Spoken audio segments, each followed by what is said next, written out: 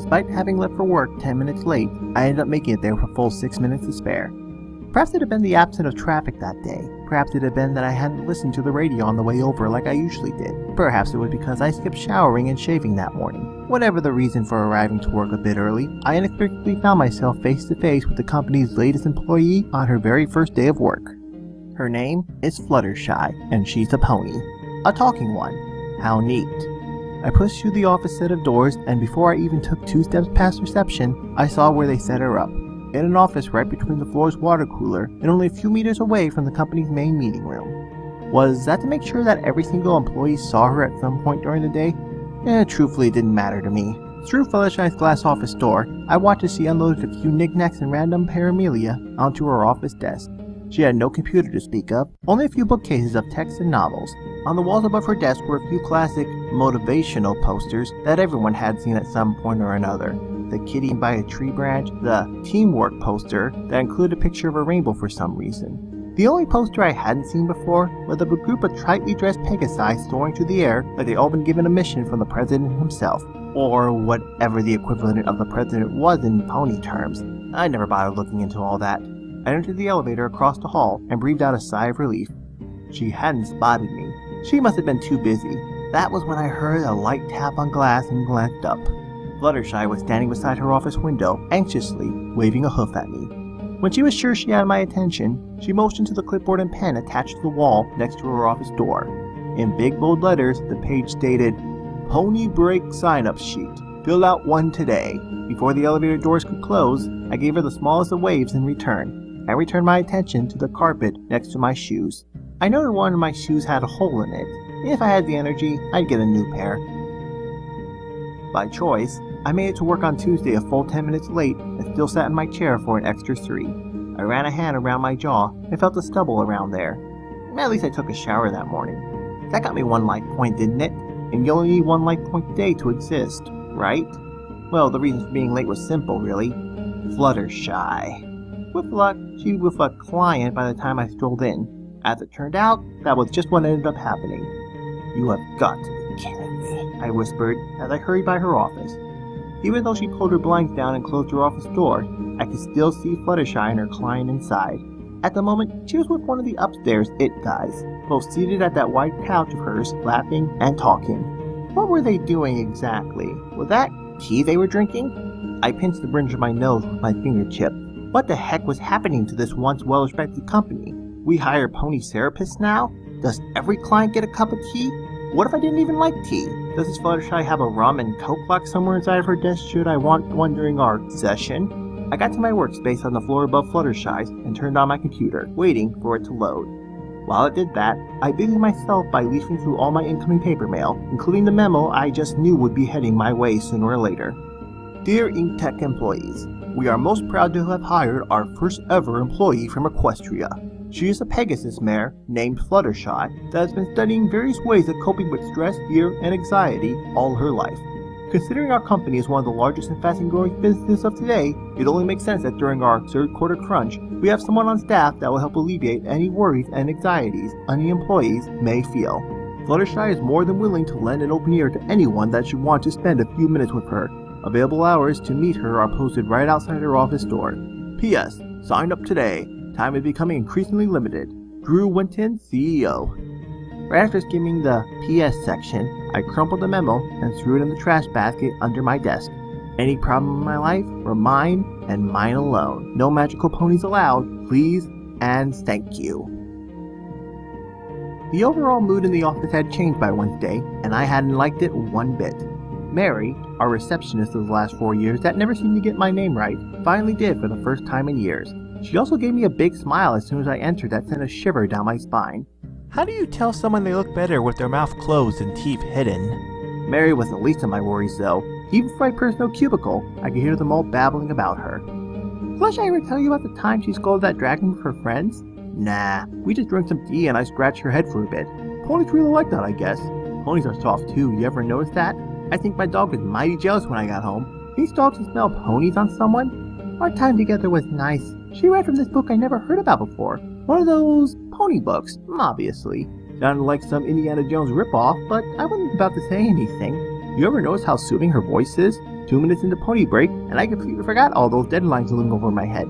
I mean, I'll finish them of course. It's only nice not being so stressed out all the time. The trio of loud talkers finally broke away from the water cooler near my desk, and I eventually found the energy to focus on my work again. Only for a certain important someone to come pay me a visit. Mind if we have a word, Steve? Asked our company CEO. I momentarily choked on air.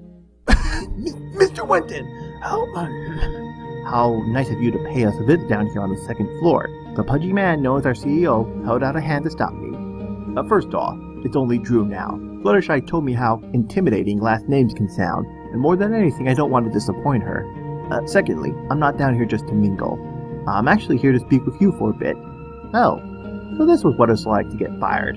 Took long enough. The pudgy man chuckled, his cheeks red. Stop your mind from whirling before it gets going, alright? But nothing bad, no troubled news from above, I promise.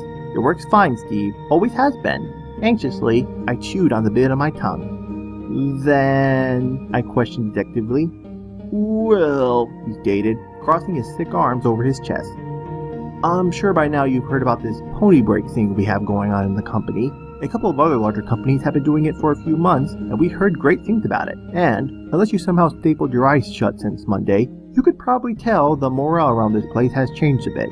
For the better, if that wasn't clear enough. I really didn't know what to say to that, so I said nothing. The pudgy man cleared his throat. We may be a small company, Steve, but we are also a rather important company. And, as a leader, I like to know that every of our employees is operating at their absolute best. Thus far, Pony Break has been an outright success. Even I had a personal session with that cute little Fluttershy of ours. He chuckled again. Yes, even bosses can have insecurity sometimes, and fears and doubts.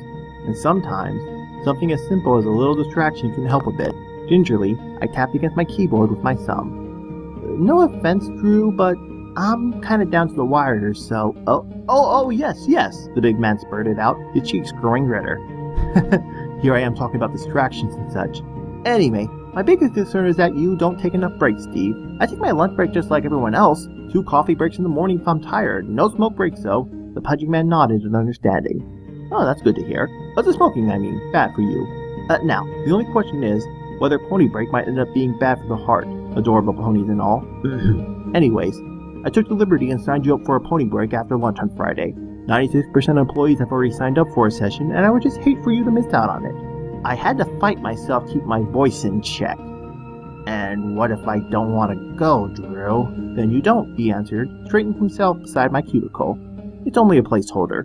Regardless, speaking from one person to another, I never felt so darn swell than after meeting with Fluttershy. What a weird word to use, isn't it? But for some reason it fits. Swell. Alright, I'll leave you to it, Steve.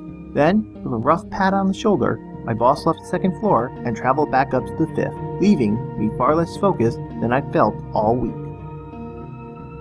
Maybe I go to bed early tonight. Better yet, maybe I just stay home tomorrow. I didn't stay home on Thursday. Instead, I came to work on time and pretended like nothing bothered me one bit. Perhaps it's become my routine as of late. Go to work, come home, wash, rinse, repeat. Work and home aren't even all that different, mind you. Both include hours on a computer with minimum human interaction. If only I could get paid during those hours at home. On my way back from lunch, I stopped into the elevator and instantly regretted not taking the stairs. In the corner of the elevator stood Fluttershy. It only took a second, but I could tell she recognized me. Her pupils dilating while a small smile touched her face. She glanced down at her hoofs and said timidly, I'm really looking forward to our meeting tomorrow. Only if you are too. I rolled my eyes out of her eyeline. Uh-huh. So, you'll be there tomorrow? When your sign-up sheet said you would? I grimaced. As much as I wanted to tell her to cancel it outright, I knew a second visit from the boss man upstairs could be right in the horizon if I did so. Also, there just happened to be something to that voice of hers that glued my mouth shut for a moment. Sure, she sounded cute, but wasn't there something else to it? Almost as if she wanted to meet me with her and wasn't only making sure I'd fulfill my end of our bargain? Lightly tapping the part of my chest right above my heart, I cleared my throat and offered her a second, as explanation. Hopefully it would be enough to last the rest of our elevator ride together. I didn't want to go to work on Friday, so I got drunk the night before.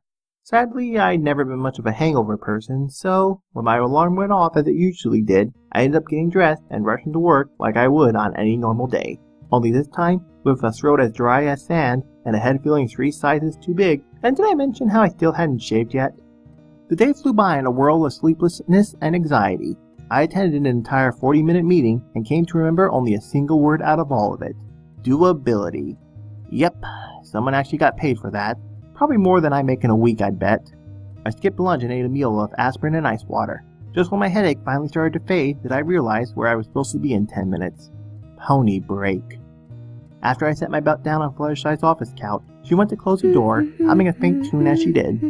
On one edge of her desk was a carefully cut bonsai tree, and on the other edge was a small framed picture of a rabbit. And here I never thought rabbits could physically frown before. Let me take a seat first, Fluttershy said, before she awkwardly climbed atop the swirling chair behind her desk. After correcting herself, she set both of her forelegs in front of her in a businesslike manner. So, it's Steven, right? Or Steve, I answered bluntly. I'm pretty sure I'll still know who you're talking about either way. Fluttershy gave me a small smile and a nod. Any particular reason why you came to see me today? I've been hearing a lot of worry about the next week's presentation, and if our company's terminology is up to date, is that making you feel a bit restless, Steve? I chuckled dryly. Actually, I have nothing to do with that presentation, so no worries there. I'm here because of my boss and my boss alone. He wants his pony break idea to float, so he signed me up without my permission. Oh. Fluttershy looked downcast by that. Well, I certainly don't want to make you do anything you don't want to. If you want to leave, you... It's fine, I cut in.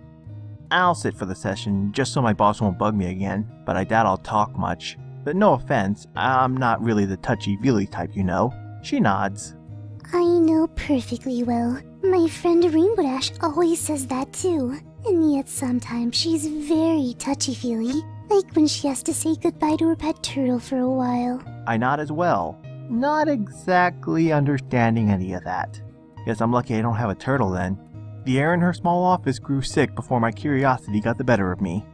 So, how do most sessions work around here? Are you just a therapist that also happens to be a colorful talking pony? Well... Fluttershy began, quietly fiddling with the few items atop her desk with her hooves. Sometimes I listen to the problems employees have and offer advice if I can. And sometimes all I do is spend time with them, reading or drinking tea or even cuddling for a while. I raised an eyebrow. Cuddling between employees might go against company policy, I'm afraid. Fluttershy gasped.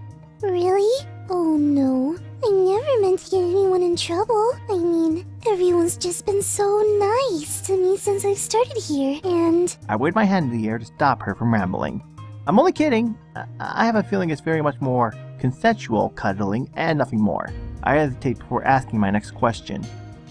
So, that's it then? The big secret's feeling better about life? Some quiet talks and cuddles? Fluttershy shrugs behind her desk. Does it need to be any more complicated than that? I sighed as I searched for the best way to put what was on my mind.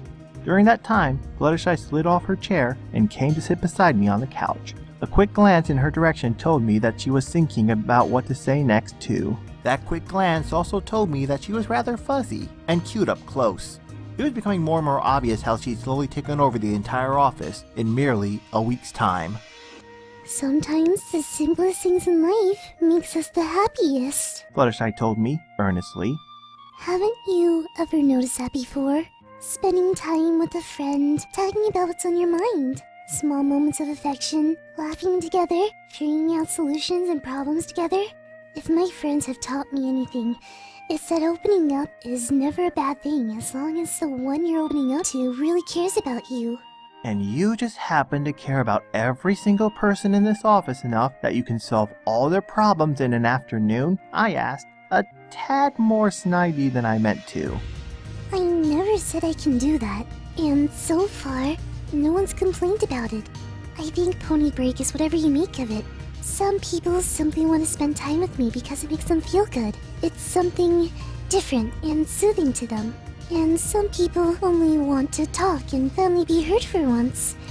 It's sad how often people keep everything all bottled up inside and refuse to let anyone in. I think the only thing stopping that particular person from opening up is that no one's ever asked them if something's wrong before. It's such a simple question, isn't it? Awkwardly, Fluttershy scooted a half foot closer to me on the couch and laid a single hoof on my shoulder. It was warm, and it caused me to tighten my jaw and look away from her. Is there something wrong, Steve? Something you'd want to talk about? I pinky promise never to tell anyone if you didn't want me to. I began, finding my throat suddenly dry. I'm unhappy, alright? Just unhappy. That and that alone. Big deal, right? Fluttershy gave my shoulder the smallest of touches. And what makes you unhappy, Steve? Where am I in life, I guess? My job is average. My life is average too. Maybe I just expected there to be more to it, perhaps. Like, maybe as a kid I thought that the grown-up Steve would be a better Steve than the Steve that exists now. I quickly ran a hand through my hair. And I know how silly that all sounds. I don't get to be a rock star like I thought I would, so my life is the absolute worst? I mean, it's not like there are literally billions of people in the worst situation than myself right now. I own a house, a car, I have a steady job, no major diseases or anything. My family's not entirely insane or loathe me, so maybe that's the reason why I'm unhappy to begin with. That I don't even have a great excuse to be unhappy. If you felt this way for a while, Steve, why didn't you ever tell anyone? Because that's not really how things work here on Earth, I tried to explain to her. People don't like to talk about feelings, especially other feelings, and because no one really asks how I'm doing, it's just a, "Good morning, Steve. Ready for the big meeting today?" I mean, it's gotten to the point where I could show up late for work looking like complete crap, and people still wouldn't ask me if anything's wrong. None of their business, I guess. I don't think people like admitting they have a problem either. Once it's out in the open, it makes it more real, if that makes any sense. Gently, Fluttershy angled her head to my shoulder. If it makes you feel any better, I care about how you're doing. And doesn't at least talking about what's wrong make you feel a bit better about it? I know talking about problems out loud and with others tends to lessen their effects sometimes. It was weird, but she was right about that. It didn't suddenly feel great or fantastic following my short speech, but I did feel a little calmer about everything overall. When I explained my own problems to myself, they didn't seem as big as they felt in my head. It might have been that, or it might have also been the fact that I was receiving life advice from a talking pony. Either reason was fine by me. Uncaring how odd it might have looked, I moved my arm away from Fluttershy so I could rest my head atop of hers. Her mane was soft, and I brushed my fingertips over her ear. I had a feeling this little session of ours would end up in myself petting a pony. Strike one off the bucket list, I guess. Fluttershy snickered and rested her head against my chest.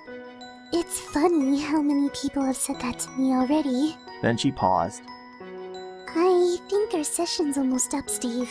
Do you feel a bit better, having talked about what makes you unhappy? I'd really like to see you again, if you want to book another pony break, that is. We could even try and solve what makes you unhappy if you'd like. I nodded. It couldn't hurt, honestly.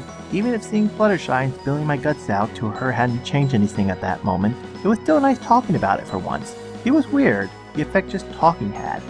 Also, petting a warm and soft pony that generally seemed to care how I was doing didn't hurt. So, I told her honestly, I'll book another session next week. I don't like tea, so I'll bring us some coffee.